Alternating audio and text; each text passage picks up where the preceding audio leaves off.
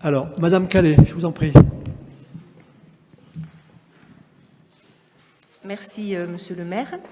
Donc, nous avons fait de la participation des habitants un axe central de notre programme. Nous considérons que la participation est le moteur de la citoyenneté, qu'elle nécessite des moyens, mais surtout un réel engagement et une capacité d'adaptation du processus de décision. Elle demande un savoir-faire, des compétences et une organisation qui ne nous semble pas garantie par la charte que vous proposez. En effet, il est écrit, par exemple, à l'article 2, que les membres des conseils de quartier ne représentent pas les habitants car ils sont volontaires et pas élus. Ils porteraient donc uniquement leur parole. Comment faire en sorte, alors que la parole des habitants, et notamment de ceux qui sont le plus éloignés, soit entendue? Il n'est pas fait état d'une réelle co-construction, mais plutôt d'une consultation, d'une information en amont des projets. Le conseiller de quartier, c'est dit dans l'article 4, s'engage à sensibiliser les habitants à l'exercice de la démocratie locale.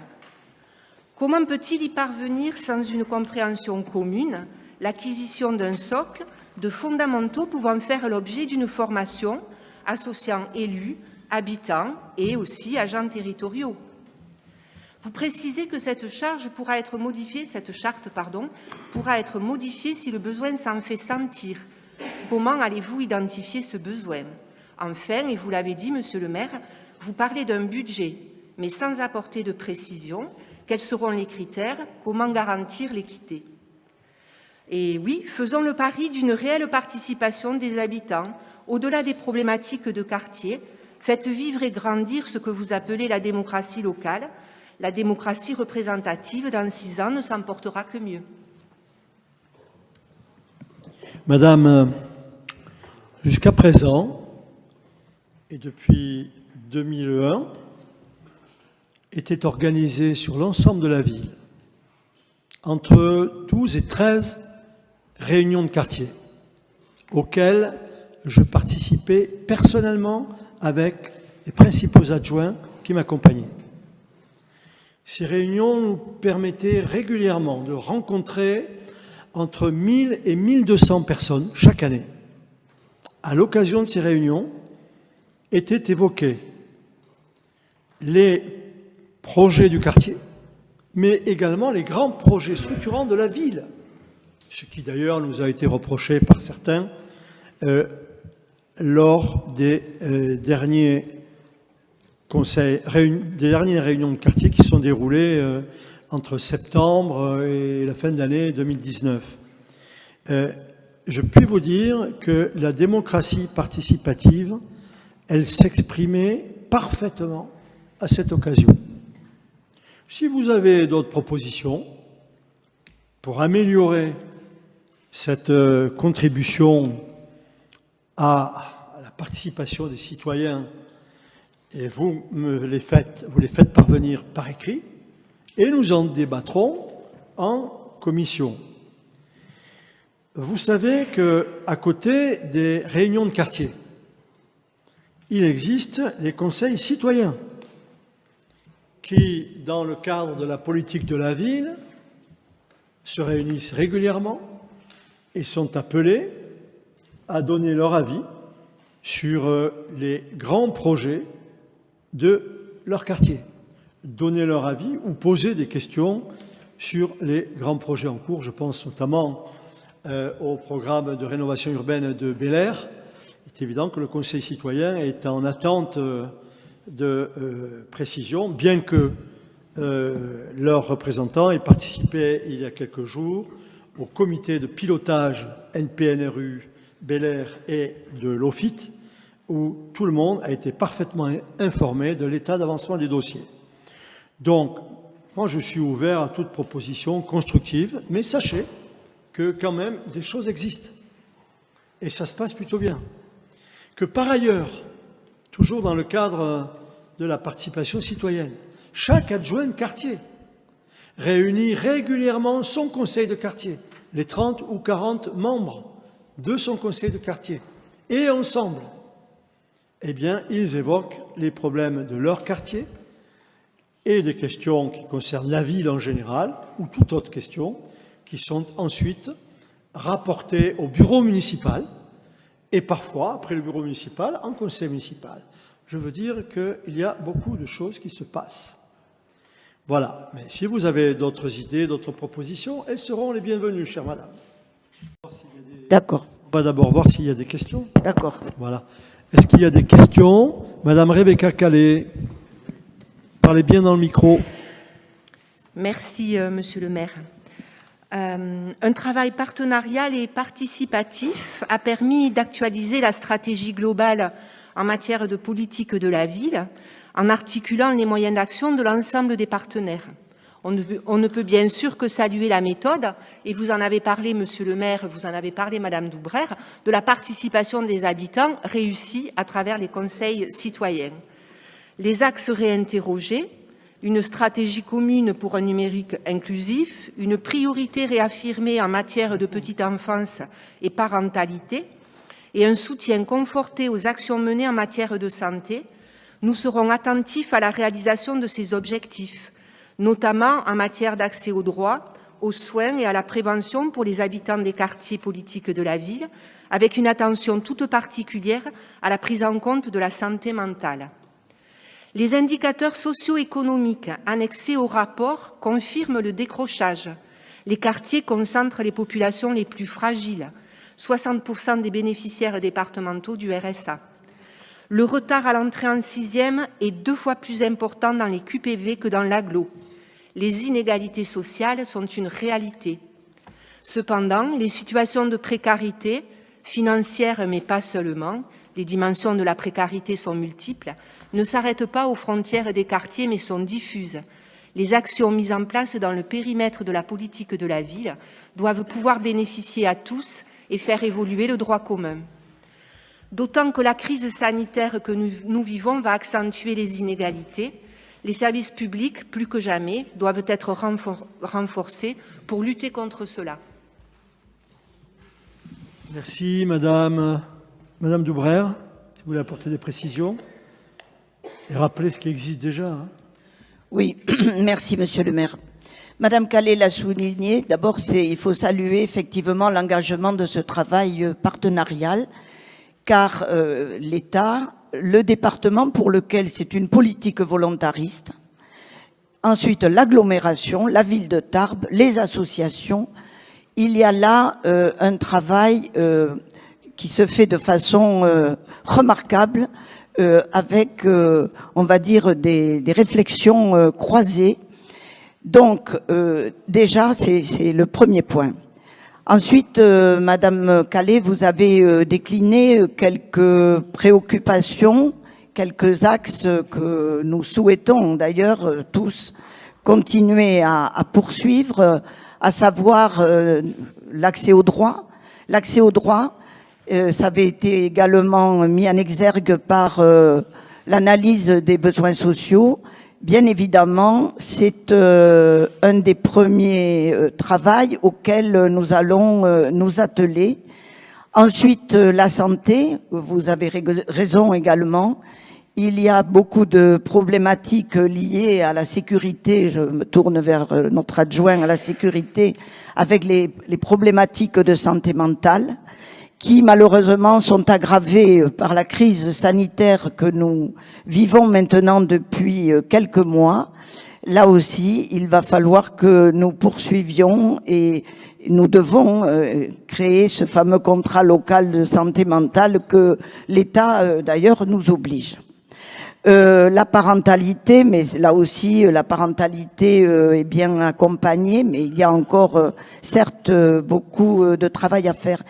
Et il y a dans ces quartiers des associations et des bénévoles, beaucoup de bénévoles, qui œuvrent dans ces associations et qui font partie, que nous soutenons bien sûr, mais qui font partie de ce travail de réflexion avec les partenaires et qui font un travail remarquable.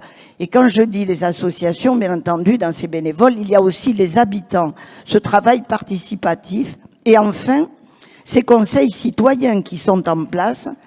Et je pense que nous sommes une ville qui est remarquée, d'ailleurs, pour ces conseils citoyens, la tenue de ces conseils citoyens, parce qu'il y a des villes où les conseils citoyens ont échoué et pour la plupart n'existent pas. Donc c'est vrai que notre GIP politique de la ville, nous pouvons en être fiers parce que dans la région Occitanie, il est remarqué comme l'un des principaux GIP qui fonctionnent bien.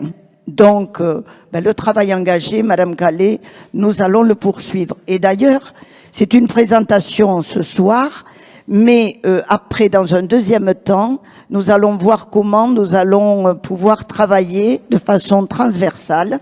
La culture, le sport, tout ça, c'est identifié. Mais je me tourne vers les adjoints de quartier qui sont en attente également. Donc, nous allons poursuivre ce travail engagé. Voilà ce que je voulais dire avant de lire la délibération, Monsieur le maire. Non, je vais voir s'il y a d'autres questions d'abord. Est-ce qu'il y a d'autres questions? Avez-vous des questions? Oui, Monsieur Charles. Merci, Monsieur le maire. Bien évidemment, nous allons approuver cette délibération puisque nous en avons fait la demande lors du dernier conseil municipal et comme nous essayons d'être cohérents, nous la voterons. J'avais simplement une question, mais vous aviez répondu, c'était savoir où avait été réparti le budget, voilà, la participation des familles manquantes, comment ça avait été réparti, ça a été pris donc en charge par la mairie de Tarbes. Nous avons bien noté aussi qu'on le votait pour cette année scolaire. Ça veut dire que l'an prochain, on refera la même demande pour les prochaines années scolaires. Et peut-être qu'on pourra se poser la question à cette occasion-là de partager le budget manquant de la participation de famille entre les différents prestataires. Peut-être que la mairie ne va pas tout prendre de son côté. Même si ça ne représente pas grand-chose, je le conçois. Je vous remercie, Monsieur Charles. Mais je voudrais vous rassurer, la participation des familles, c'est moins de 10 000 €. Donc c'est un geste symbolique, mais qui a quand même du sens par les temps qui courent. Mais merci de vos remarques. Qui c'est là-bas? Moi, je ne vois pas.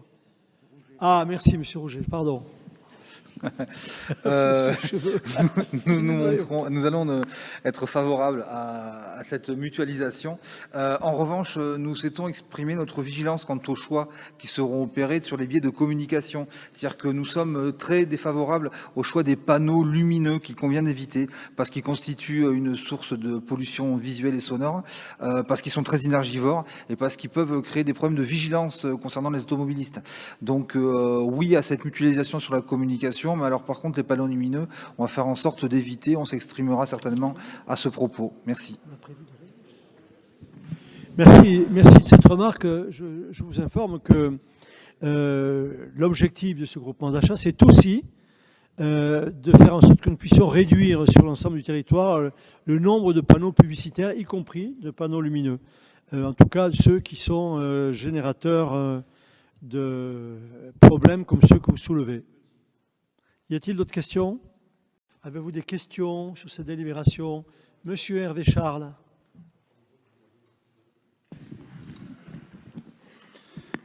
Merci, Monsieur le maire. C'est juste une petite remarque, c'est une question que l'on a évoquée lors de la commission.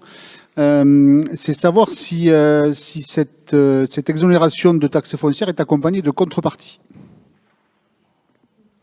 Oui, bien sûr, bien sûr. Qui veut donc tu réponds parce que il y a les conventions. Hein.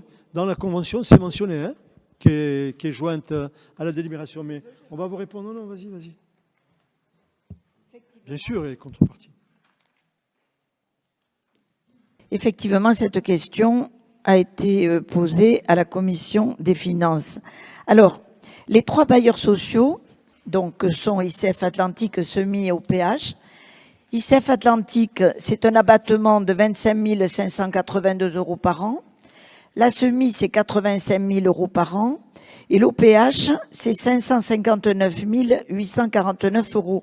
Alors, évidemment, au-delà de ces sommes, cela se traduit. Ce sont des actions qui sont menées dans le cadre du droit commun, qu'il est possible de valoriser, et des actions spécifiques de gestion renforcée à mener sur les QPV. Alors, je prends l'exemple de ICF Atlantique. L'ensemble des contreparties correspond à des petits travaux d'amélioration du cadre de vie réalisés par le bailleur. Les travaux suivants ont été réalisés. Réparation des équipements vandalisés, peinture des portes de garage, amélioration de l'éclairage. Quant aux plans d'action qui ont été faits cette année, le cofinancement du poste d'éducateur de rue de Tarbes-Nord pour 5 000 €, le soutien aux actions de vivre ensemble, participation au fonds de participation des habitants, 2 000 €, mise en place de jardins partagés et autoréhabilitation avec comptoir de service, 10 502 €. La SEMI également a réalisé 85 000 €, s'est engagée à hauteur de 85 000 €. Alors, la mise à disposition de la conciergerie à la ville de Tarbes, transformée en point parent habitant. Le loyer valorisé à hauteur de 6 582 €. Création de regards supplémentaires sur le bâtiment GH. La peinture des halls, soubassement, porche et piliers. Sur proposition du Conseil citoyen pour 21 619 €. Certains postes de dépenses correspondent à une valorisation des surcoûts générés par le fait d'avoir du patrimoine en QPV. Les postes principaux sur Bel Air sont la présence renforcée du personnel de proximité. Mais oui, mais... C'est joint en annexe de la délib. Si c'est joint, je ne le lis pas. C'est sûr que c'est joint. Mais si vous voulez, on peut continuer à vous donner tous les détails, mais vous l'avez en annexe de la délibération.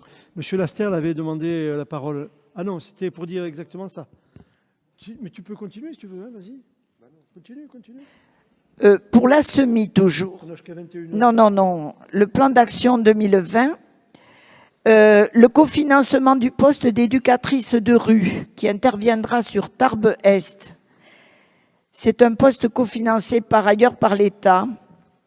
Le plan d'action 2020 reprend par ailleurs les grandes lignes de celui de 2019. Donc je reviens sur le personnel de proximité, la réparation des équipements vandalisés, la remise en état des logements, la mise à disposition des locaux, je l'ai dit, la conciergerie, un autre appartement pour accueillir notamment des permanences complémentaires.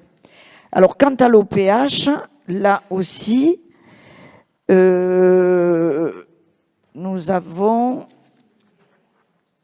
il y a l'organisation de 4 chantiers, premier pas vers l'emploi, 2 sur Tarbes, 2 sur Lourdes. Le financement du salariat via entrée de service. Le financement d'un chantier éducatif avec l'APS 65 à Solazur pour 2 000 €. Le cofinancement des postes d'éducateurs de rue à Lobadère, 10 000 €. Le cofinancement du poste de responsable à la maison de quartier de Mouissé, 5 000 €. Le financement de diverses initiatives des conseils citoyens. Les journaux de quartier. La mise à disposition gracieuse de locaux à des associations ou à des institutions, 44 000 €. L'aménagement du pied de tour de Lobadère pour mise à disposition de l'association Comptoir de service, 13 000 €. Prise en compte des propositions des conseils citoyens.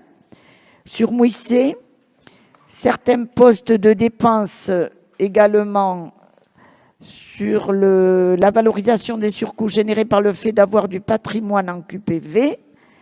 La poursuite de l'installation de containers enterrés sur l'Esquiros et Val d'Adour, la vidéoprotection, installation et contrôle à Louz-Esquiros, Lobadère et Mouissé pour un montant de 121 127 €. Et puis des plans d'action 2020, réaménagement d'Hexagone avec la prise en compte de l'accessibilité, 27 000 €. Voilà, je crois que j'ai donné quand même. Alors,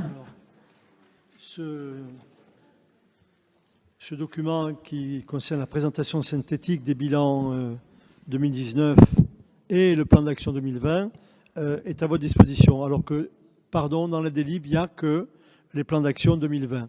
Donc, si vous souhaitez, M. Charles ou n'importe qui, avoir le détail de ce que vient de présenter Mme Doubrère, c'est à votre disposition. Ah, pardon, Madame Calais, je ne vous ai pas vu. Merci, Monsieur le maire. Nous sommes bien sûr favorables aux actions qui permettent la reprise d'une activité physique, d'autant qu'elles seront un dispositif transitionnel pour aller vers une pratique autonome ou vers les associations sportives tarbaises. Cependant, nous considérons que leur coût peut constituer un frein. Il s'agira d'être attentif à l'éligibilité et à la possibilité du recours aux aides éventuelles. Vous considérez que les tarifs sont trop élevés? C'est ça que ça veut dire, madame? C'est ça que ça veut dire? Vous considérez que certains tarifs sont élevés? Vous savez qu'il y a des aides que nous accordons aux personnes qui ne peuvent... Allez-y, je vous en prie. Monsieur le maire, Oui. Effectivement, on pourrait considérer que ces tarifs sont tout à fait accessibles, ils peuvent l'être, mais ils ne le seront pas pour tous. Et si on n'est pas éligible, par exemple, je ne sais pas, si on est au SMIC et qu'on a un quotient familial qui ne permet pas d'y accéder, on aura peut-être un non-recours et on dit simplement qu'il faudra être attentif. Nous sommes très attentifs, chère madame, à tout ce que vous nous dites. La preuve, c'est que quand des personnes souhaitent bénéficier de services mis à la disposition de la ville de Tarbes à la population avec une participation financière et qu'elles ne peuvent y faire face, elles nous sollicitent et nous accordons les aides pour qu'elles puissent en bénéficier. Je me permets de vous demander, Madame Calais, est-ce que vous avez visité la maison Sport Santé? Oui. Donc, vous avez pu voir la qualité des installations et des prestations qui sont mises à la disposition de nos seniors, parce que le sport santé, ça concerne surtout les personnes qui ont du temps et qui en ont besoin. Alors,